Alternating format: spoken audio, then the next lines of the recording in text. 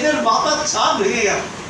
বলি কি বলি তো, স্বামী মরে গেছে, সব গেছে, এ অনাথ হয়ে গেছে, বাবা মরে গেছে, অনাথ হয়ে গেছে। কিন্তু বিশ্বাসীর জীবনে বাবা মরে না। আমরা কজন বাবা বলে প্রার্থনা করতে জানি? হ্যাঁ, দেখবেন আমি বলি আমি বাবা। কখন বাবা হবে সেটা বলেছি না, এর আগে অনেক বলেছি, কখন বাবা হবে বাবা বলতে পারে। বাবা সহভাগিতা কতটা আনন্দের তুমি জানো? আমরা জানি, আমরা বাবা মা ছেলে মেয়েরা জানি না যে বাবাকে পেলে কত আনন্দ হয়।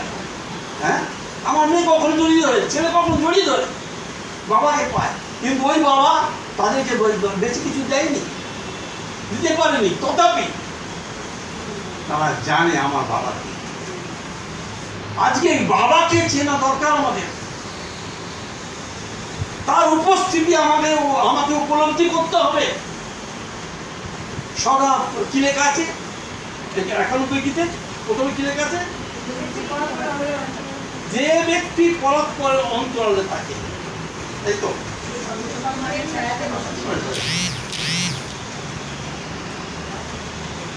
যে ব্যক্তি পরস্পরের অন্তরালে থাকে সে সর্বশক্তিমানের ছায়াতে বসত করে।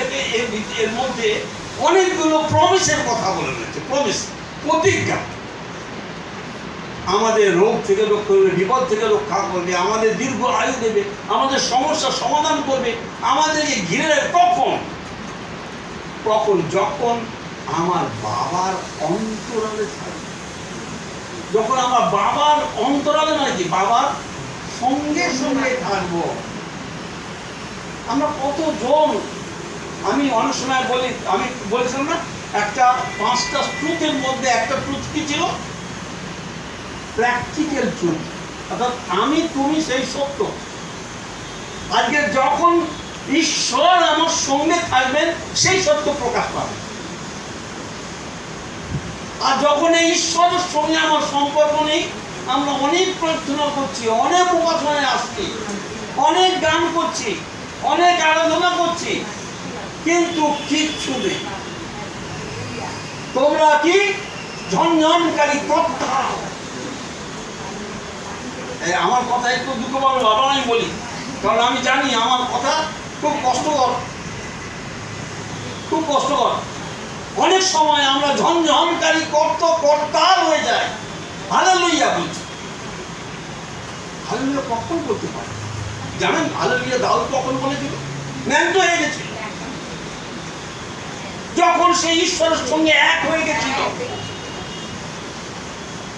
আমরা হালেলুয়া কখন বলি?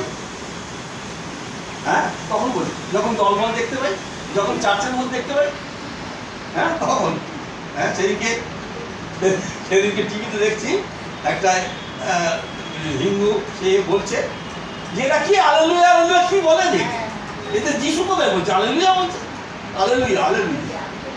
হ্যাঁ, তো এইরকমই সব এরা বলে সব।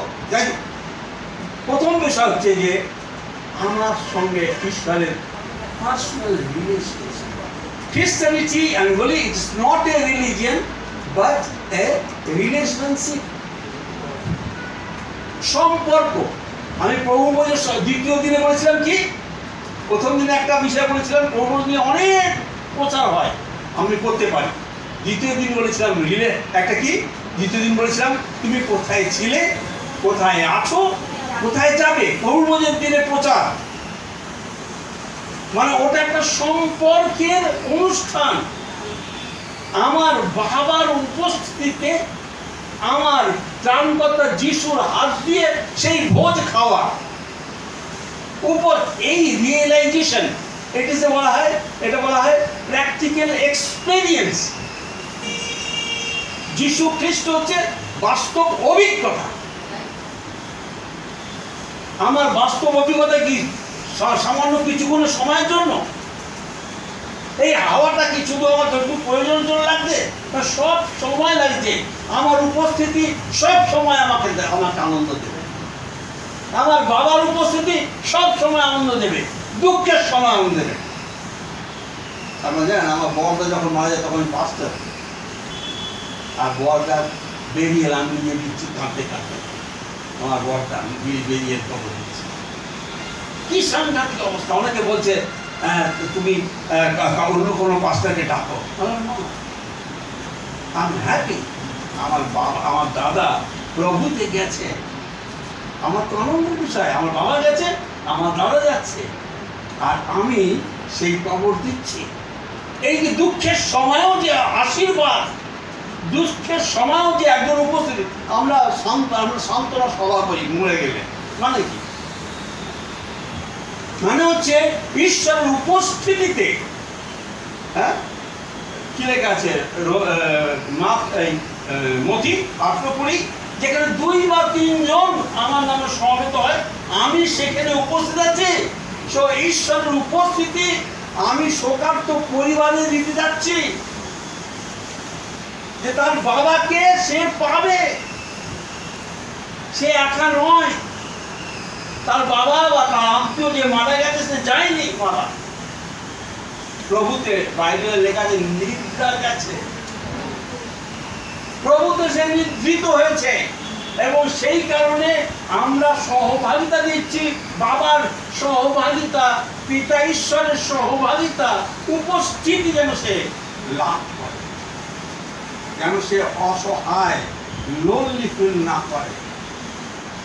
প্রথম বিষয় হচ্ছে ঈশ্বরের সঙ্গে যদি আমাদের সম্পর্ক থাকে, তাহলে আমরা তার প্রেজেন্স, তার উপস্থিতি প্রতি মুহূর্তে পাব, 24 ঘন্টা সব সময়।